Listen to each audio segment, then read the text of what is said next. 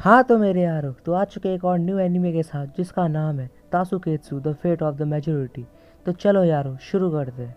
तो एपिसोड की शुरुआत में हमें दिखाया जाता है कि ओकीकोबा सिटी की तरफ, जहाँ बहुत से हाई स्कूल के स्टूडेंट्स ट्रेन से उतरते हैं और हम देखते हैं हमारे इस एनिमे सीरीज के मेन कैरेक्टर की तरफ, जिसका नाम होता है सानेत्सु। और ये अपनी क्लास में होता है। तभी इसका दोस्त आके कहता है, गुड मॉर्निंग सानेत्सु भाई।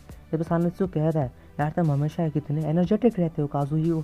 इस पर काजुई को कह रहा है कि तुम्हें पक्का इन्फॉर्मेटिक्स सब्जेक्ट से नफरत होगी क्यों। जब सानेत्सु कह रहा है, इन्फॉर्मेटिक्स से तुम्हारा मतलब है कंप्यूटर क्लास ना, मैं उसमें सच में बहुत बेकार हूँ यार। और कहता है कि आखिर रियोटा यहाँ पे क्यों नहीं है। इस पर काजुई को कहता है वो फिर से थोड़ा लेट हो गया होगा। इस पर इनका टीचर कहता है, चलो अब बातें बहुत हो गई बच्चों, अब अपने पीसीस को चालू करो। इस पर सभी कहते हैं ठीक है सर।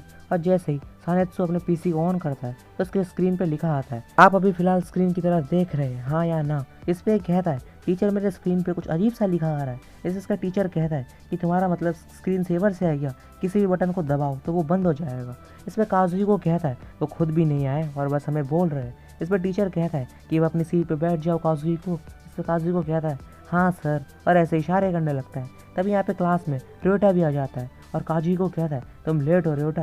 इस पर रियोटा कहता है चुप हो जाओ बकबक करने वाली मशीन। और तभी पूरी क्लास इस पर हंसने लग जाती है। इस पर अब शाम को स्कूल की छुट्टी हो जाती है और काजुई को अपने घर की तरफ चला जाता है और कहता है चलो कल मिलते हैं। इस पर रियोटा कहता है ठीक है कल मिलते हैं यार। और सानेत्सु कहता है मुझे लगता है मुझे भी अब घर जाना चाहिए।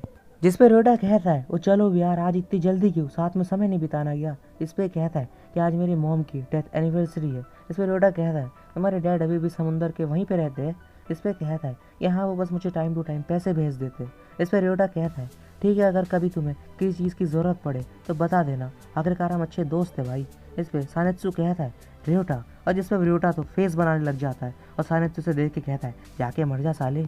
और अब दोनों अपने अपने घर चले जाते हैं और रात को अब सानेत्सु सो जाता है। और अब अगली सुबह उठते ही सानेत्सु का टीवी काम नहीं कर रहा होता क्योंकि सिग्नल ही नहीं आ रहा होता है। और वो अपने डैड को भी कॉल करता है, लेकिन सिग्नल ना होने की वजह से उसका कॉल भी नहीं जाता है। और उसके जाते हुए सानेत्सु खुद से कहता है आज इतनी शांति कैसे बे, क्योंकि आज रोड पे कोई भी चहल पहल नहीं होती। और फिर ये खुद से कहता है ओ हाँ मुझे रियोटा को बुला लेना चाहिए। इस पे कोई भी रियोटा के घर का गेट नहीं खोलता और ये कहता है वो ज़रूर अभी भी सो रहा होगा, इसका कुछ नहीं हो सकता यार। और जैसे ही अब वो रियोटा की उसकी खिड़की में देखता है तो वो देखता है कि रियोटा तो बेहोश होता है। वह सानेत्सु चौंक जाता है और कहता है अबे रियोटा क्या हुआ यार, क्या तुम ठीक हो मेरे भाई।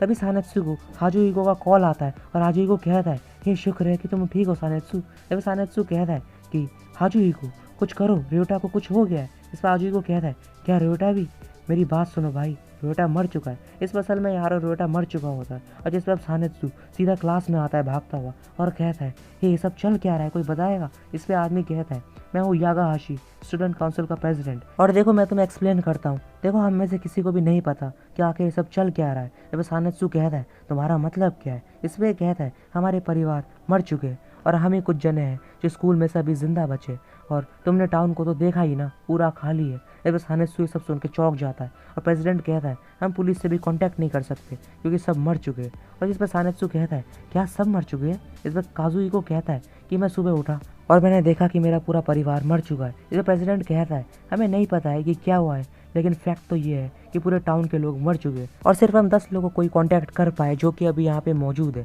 जब अचानक से उनके सामने एक लैपटॉप में एक स्क्रीन ओपन हो जाती है और एक क्वेश्चन शो होता है कल की तरह, और उसमें आता है क्या जापानीज लोग टोक्यो में रह रहे हैं, हाँ या ना। जिस पे सानेत्सु कहता है ये तो कल की तरह है। वो प्रेसिडेंट कह रहा है नहीं ये अलग है। जब सानेत्सु कह रहा है क्योंकि कि आपने भी यही सेम चीज़ देखी थी प्रेसिडेंट। इस पे बाकी सब कहते हैं हमने भी देखा था। और सानेत्सु कह रहा है एक मिनट रुको, तुम सबका मतलब तो, और आखिर ये बताओ कल वाला क्वेश्चन क्या था। और तभी अचानक से अभी वाला क्वेश्चन डिसअपियर हो जाता है और अब सब डिसाइड करते हैं कि कल सब यहीं मिलेंगे और प्रेसिडेंट सबको गाइड करेंगे कि आगे क्या करना है। और खाना खाने के बाद सानेत्सु अब सो जाता है अपने बिस्तर पे और खुद से कह रहा होता है तो हमारे पास गैस नहीं है, लेकिन हम पानी और बिजली का यूज़ कर सकते हैं, तो अब बस कल का इंतज़ार है। और अब अगले दिन सब अपने सामान को लेके स्कूल पहुंचते हैं और सब अपना इंट्रोडक्शन दे रहे होते हैं। तभी सानेत्सु कहता है हे रुको, प्रेसिडेंट कहाँ है। इस पे लड़की कहती है कि प्रेसिडेंट तो मर चुके हैं, उन्होंने मेरे लिए एक मैसेज छोड़ा है। इस पे ये सब सुन के सब चौंक जाते हैं और लड़की कहती है कि हे मर गए, तुम क्या मजाक कर रही हो, अब हमारा क्या होगा।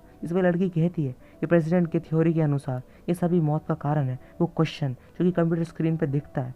और वो कल और परसों जो क्वेश्चन दिखाए गए थे हम में से किसी ने भी हाँ या ना में नहीं दबाया था, लेकिन प्रेसिडेंट ने कहा था, जिस पे लड़का कहता है अगर यही कारण है सबकी मौत का तो तुम सब मारे जाओगे। तो बस हानेत्सु कहता है इसका मतलब जिन लोगों ने ना दबाया था पहले क्वेश्चन में वही लोग मरे हैं। वही लड़का कहता है इसका मतलब जिन भी लोगों ने स्क्रीन की तरफ नहीं देखा पहले क्वेश्चन में वो सब मारे गए। तभी कंप्यूटर स्क्रीन पे एक और चीज़ शो होती है कि रूल्स बहुत जल्द अनाउंस किए जाएंगे, ठीक 11:40 पे। इस पे ये सभी कहते हैं इसका मतलब आज रात को कोई दूसरा मैसेज आएगा। और हानेत्सु मन में कहता है तो अब हमें समझ आ रहा है कि क्या हो रहा है, क्या ये सब सच है। इस पर रात हो चुकी होती है और ये सब एक ही रूम में होते हैं, जिस पे इन्हें पता लगता है कि एक लड़का और मिसिंग है जो कल आया था और ये उससे कांटेक्ट भी नहीं कर पाते क्योंकि सिग्नल नहीं आ रहा होता। और जिस पे हानेत्सु कहता है कि ये तो बिल्कुल एक मजाक लगता है और रियोटारो की डेड बॉडी के बारे में सोचने लगता है और कहता है ये मैं क्या कह रहा हूँ। और तभी इनके सामने प्रोजेक्टर से आवाज़ आती है कि कॉन्ग्रेचुलेशन, आप सभी जिंदा है, वो भी बाय चांस। मैं वो एम्परर, सभी से मिलकर अच्छा लगा। 1 मिलियन लोग अभी भी टोक्यो में जिंदा है और अब हम चालू करेंगे तासुकेत्सु एब्सेंट मेजोरिटी। बस हानेत्सु कहता है क्या तासुकेत्सु, जिस पे एम्परर कहता है रूल बहुत आसान है, तुम सभी को ब्लू पोस्ट बॉक्स और रेड पीसीस ढूंढने होंगे।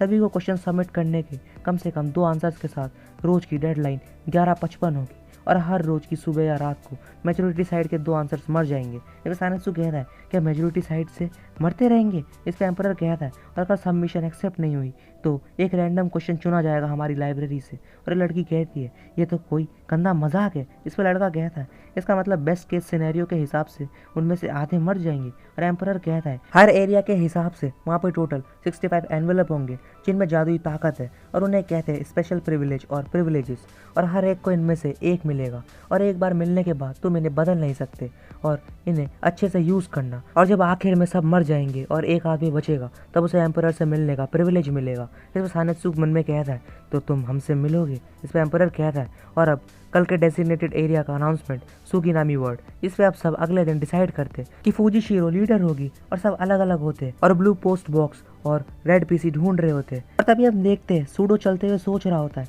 सारे बॉडीज जा चुकी है और तभी उसे एक शॉप में गन पड़ी हुई दिखती है। और नेक्स्ट सीन में हानेत्सु और फूजीशिरो एक शॉप पे बैठे होते जिस पे फूजीशिरो कहती है तो तुम मुझे क्या बताने चाहते थे जो कि हमारे रिसर्च से भी ज़्यादा इंपॉर्टेंट है। बस हानेत्सु कहता है अब जब तुम हमारी लीडर हो तो मैं तुम्हें मेरा प्लान के बारे में बताना चाहूँगा, मैं एम्परर को मार दूंगा। इस पे फूजीशिरो कहती है क्या, और हानेत्सु कहता है जिंदा रहने का क्या फ़ायदा जब आप अकेले हो।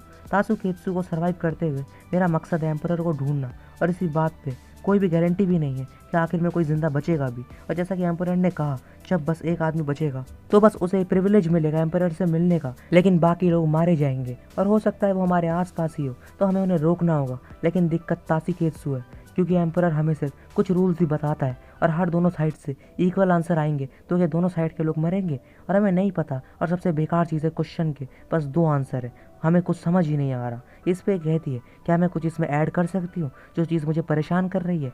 उस सुबह हमारे पास ना सिग्नल था ना गैस, लेकिन बिजली पानी रेडियो सब सही से काम कर रहे थे, ज़रूर इनका कोई कनेक्शन होगा। बस हानेत्सु कहता है हाँ ये कितना अजीब है और मैं 2 दिन पहले की सुबह के बारे में सोच रहा था जब तुम सब कितने शांत थे। इस पे कहती है वो सब प्रेसिडेंट की वजह से था, उन्होंने हमें सारी चीज़ों पे गाइड किया था। बस हानेत्सु सोचता है हे रुको 1 मिनट, प्रेसिडेंट को कैसे पता ये सब, और उस दिन ट्रेन भी नहीं थी तो वो स्कूल कैसे आए और वो सबसे पहले स्कूल पहुंच गए, और क्या उन्हें पता था कि तासुकेत्सु पहले ही चालू हो चुका है। इस पे कहती है हानेत्सु और अचानक से शर्मा जाता है क्योंकि इसने हानेत्सु का नाम पुकारा था और ये कहता है हे तुम मुझे मेरे नाम से क्यों बुला रही हो। हाँ इस पे कहती है रिलैक्स यार, हमें नहीं पता कि हम कब मर जाए, तो उससे पहले मैं थोड़ा सबसे क्लोज होना चाहती हूँ और मुझे पता नहीं था कि तुम इतने होशियार हो। बस हानेत्सु कह रहा है हाँ वो तो है, लेकिन जब बात कंप्यूटर की तब मेरा दिमाग काम नहीं करता, तो मैं पीसी का काम तुम पे छोड़ता हूँ और मैं पोस्ट बॉक्सेस और एम्परर को ढूंढूंगा, ठीक है।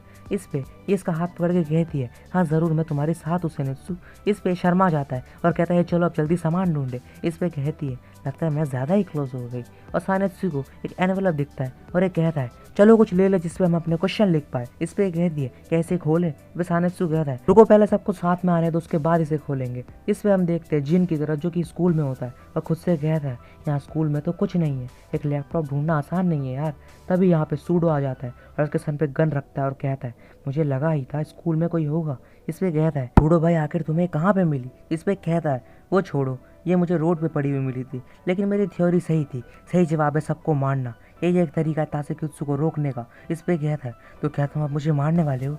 इस पे कहता है हाँ बिल्कुल, कोई शक? और अब गोली चला के उसे मार देता है। तभी इन दोनों को गोली चलने की आवाज़ आती है और हाजुई को अब भाग के आगे कहता है जल्दी चलो यहाँ से, सूडो यहाँ पे गन लेके घूम रहा है। तभी यहाँ पे सेंसाई कार लाके कहता है नारिटा फूजिशिरो सातो जल्दी गाड़ी में आ जाओ, और कहता है नारिटा पीछे देखो, जिसपे सूडो नारिटा के ऊपर गन रखता है और तभी पीछे से ये आके उसे लात मारती है और ये कहता है ठीक है पहले तुम, और तभी थानेत्सु आके इसे गन को किक करके गिरा देता है और सब कार में बैठ के यहाँ से भाग जाते हैं। और ये कहता है मैं हार नहीं मानूंगा। और अब ये सभी लोग एक जगह पे आके रुकते हैं, लेकिन अब ये लोग स्कूल वापस नहीं जा सकते क्योंकि वहाँ पे सूडो है और इन्हें कोई पोस्ट बॉक्स भी नहीं मिला होता। इस पे थानेत्सु कहता है अभी भी समय है, हम उसे ढूंढते हैं, लेकिन तब तक यहाँ पे तुम सबको क्या गाइड करोगे सेंसाई? वह सेंसाई कहता है हाँ बिल्कुल, लेकिन हम तुम्हारा वेट करेंगे, जल्दी आना। इस पे इन्हें वो नहीं मिलता है और अब ये दोनों एक बेंच पे बैठे होते हैं और थानेत्सु कहता है मैंने ryuta को खो दिया और मुझे बहुत बुरा लग रहा है। इस पे कहती है कि ये क्यों ना एक पिक्चर ले साथ में, चलो आ जाओ। और ये दोनों साथ में पिक्चर लेते हैं। इस पे थानेत्सु बहुत खुश हो जाता है और तभी जिस पर अचानक से याद आता है कि टाइम तो होने वाला है और ये लोग भागते हुए कंप्यूटर शॉप पे आते हैं ढूंढने। इस पे प्रोजेक्टर से आवाज़ आती है समय आ चुका है। इस पर थानेत्सु कहता है अब आखिर कौन सा क्वेश्चन आने वाला है? इस पर स्क्रीन पे आता है लड़का या लड़की, मतलब दोनों में से कौन बचेगा। और अब ये दोनों एक दूसरे का हाथ पकड़ लेते हैं और थानेत्सु कहता है वादा करो जो भी बचेगा वो एम्परर को मार देगा। और तभी हम देखते हैं थानेत्सु नीचे गिर जाता है और ये रोने लग जाती है और चिल्लाती है एम्परर। और यहीं पे ये एपिसोड भी एंड हो जाता है। तो होप यार मेरे यारो तुम्हें एपिसोड अच्छा लगा होगा। असल में एनीमे एक गेम की तरह है जिसमें सब लोग यूँ मान लो फंस गए होते हैं। तो चलो देखते हैं आगे इस एनीमे में और क्या क्या होने वाला है। और मेक श्योर अगर तुम्हें वीडियो अच्छी लगी हो तो लाइक एंड सब्सक्राइब कर देना। मिलते हैं इसके नेक्स्ट वाले एपिसोड के साथ, तब तक के लिए टेक केयर और बाय बाय।